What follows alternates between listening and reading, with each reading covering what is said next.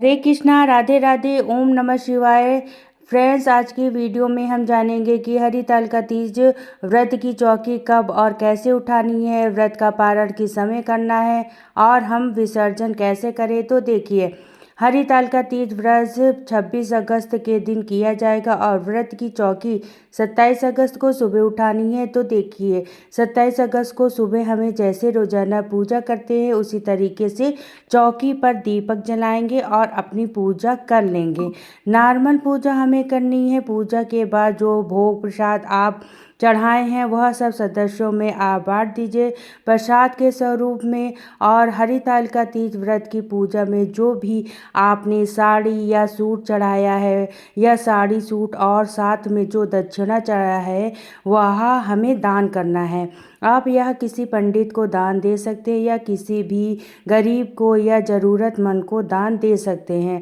इसके साथ ही जो सुहाग का सामान चढ़ाया है उसमें से कुछ चीज़ें आपको अपने लिए रखनी है माता के आशीर्वाद के रूप में और कुछ चीज़ें आपको दान करनी है। तो कुछ दान कर दीजिए, कुछ अपने पास रख लीजिए। इसके साथ ही माता रानी को जो चुंदरी उड़ाई है वो आप जो भी जनेऊ हमने शंकर भगवान को चढ़ाया था ये सभी चाहें तो आप अपने घर के मंदिर में देवताओं को उड़ा सकते हैं या आप कभी भी जब मंदिर जाएं तो जब शिवालय जाएं तो वहां पर भी आप मूर्तियों पर चढ़ा के आ सकते हैं। जो दीपक हमने जलाया है उसे साफ करके दोबारा पूजा में यूज करेंगे। और कलश का हमें क्या करना है तो देखिए, कलश का क्या करेंगे, जो हमने चावल लिए हैं वह अभी बाकी जो पूजा के चावल यूज हुए हैं उसके साथ ही इन चावलों को अभी हम रखेंगे। इसके साथ ही जो भी पत्ती हमने लगाई हैं आम की पत्ती वगैरह जो भी अभी हमने रख देंगे। इसका विसर्जन किया जाएगा। तो देखिए, जो जल है जल को अंदर जो सुपारी और सिक्का है ये हम अपने पास रख लेंगे, किसी भी दूसरी पूजा में यूज कर सकते हैं। और साथ में ही जो जल है जल के पूरे घर में हमें पहले छींटे लगा देंगे। उसके बाद इस जल को हम पौधों में सींच देंगे। तुलसी के पौधों में नहीं सींचना है, बाकी किसी भी पौधों में आप इस जल को सींच सकते हैं। इसके बाद देखिए, जो हमने फ़ोटो लिया है उस पर जल छिड़क कर हम अपने मंदिर में विराजमान कर देंगे। और जब हम मूर्ति का विसर्जन करेंगे आपके घर के आसपास अगर कोई नदी तालाब है तो वहाँ विसर्जित कर दीजिए। नहीं नदी तालाब है तो आप किसी भी साफ बर्तन को लेकर जल भर कर हमें जो मूर्तियाँ बनाई हैं उसका विसर्जन कर देंगे।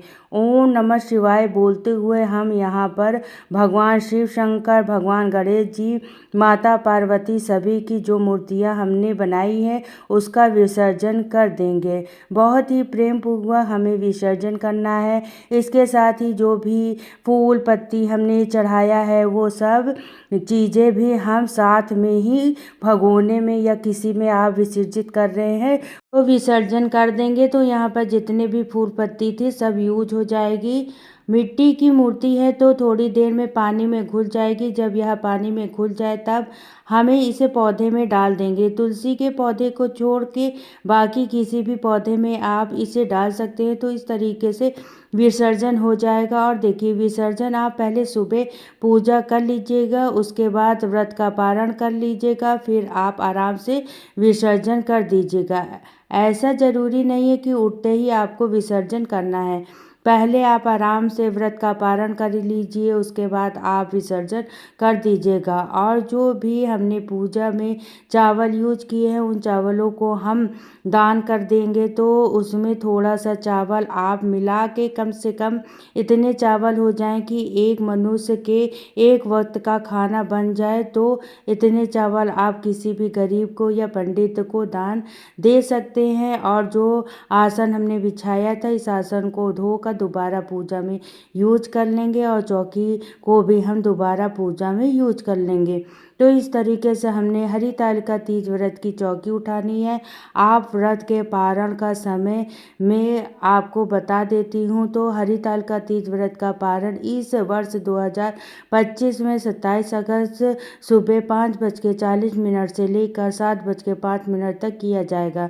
तो देखिए, सुबह आप स्नान आदि करने के बाद दीपक जलाकर सुबह का पूजन कर लीजिए और उसके बाद आप व्रत का पारण करें। पारण करने के बाद आराम से आप विसर्जन कर सकते हैं। आप चाहें तो आप अपने घर पर विसर्जन कर लीजिए। कोई नदी तालाब हो तो आप वहाँ पर भी विसर्जन कर सकते हैं। तो फ्रेंड्स, आई होप आपको ऐसे ही समझ में आ गया होगा। फ्रेंड्स, विसर्जन की ये सरल विधि आपको कैसी लगी कमेंट करके ज़रूर बताइएगा। और अगर यह वीडियो आपको पसंद आई हो तो वीडियो को लाइक कर दीजिएगा, चैनल को सब्सक्राइब कर लीजिएगा। माता रानी भगवान शिव शंकर की कृपा आप पर सदा बनी रहे। तो मिलती हूँ नेक्स्ट वीडियो में। तो सभी को राधे राधे, जय श्री कृष्णा, ओम नमः शिवाय।